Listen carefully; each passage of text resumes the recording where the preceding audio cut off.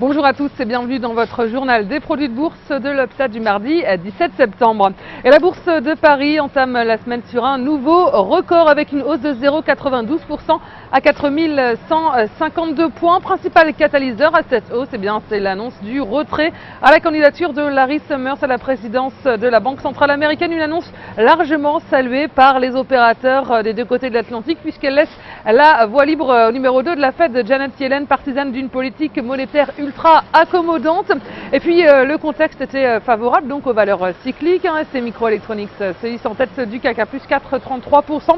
Gemalto est en bonne place également à plus 3,55%. Rémi Cointreau a signé quant à lui la meilleure performance du SRD portée par la reprise des exportations du cognac en Chine le mois dernier. Et si on se tourne maintenant direction New York, Wall Street a terminé la séance sur une note plutôt hésitante avec un Dow Jones et un S&P 500 en hausse. En revanche, le Nasdaq termine sur une légère baisse. La journée a démarré en trombe avec une forte hausse des trois indices américains qui ont ralenti un peu la cadence en milieu de séance.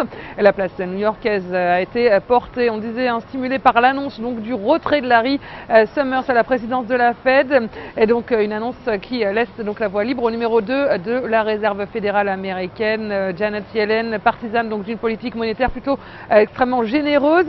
Et la nouvelle intervient en plus 2 jours avant la décision de politique monétaire de la Fed. Va-t-elle réduire son programme de soutien à l'économie des États-Unis? C'est la question qui préoccupe les marchés. Et puis l'autre bonne nouvelle du jour hier, c'était sur le plan des statistiques, l'anniversaire, l'activité manufacturière de la région de New York est en recul sur le mois de septembre. Et sur le plan des devises, l'euro pâtit de l'annonce hier donc du retrait de Larry Summers à la présidence de la Fed, et le billet vert s'inscrit donc en légère baisse face à l'euro. L'inquiétude des cambistes est bien perceptible avant l'ouverture donc ce mercredi de la réunion de politique monétaire de la Fed. Et sur le marché des produits de bourse, les volumes sont à 27,9 millions d'euros échangés dans une séance de hausse. Concernant la répartition par type de produits, les certificats sont à 81% des échanges, les warrants sont à 19%. Du côté des transactions, les certificats représentent 66% des échanges et les warrants 34%. Et la répartition par sous-jacent nous indique que les indices sont à 23% du marché. Les actions s'inscrivent en forte hausse à 75%. Et si on regarde la répartition des transactions sur les warrants, on voit que les indices représentent 23% des échanges.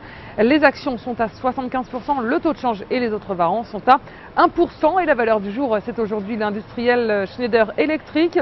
Graphiquement, le titre franchit la zone de résistance de moyen terme des 63 €.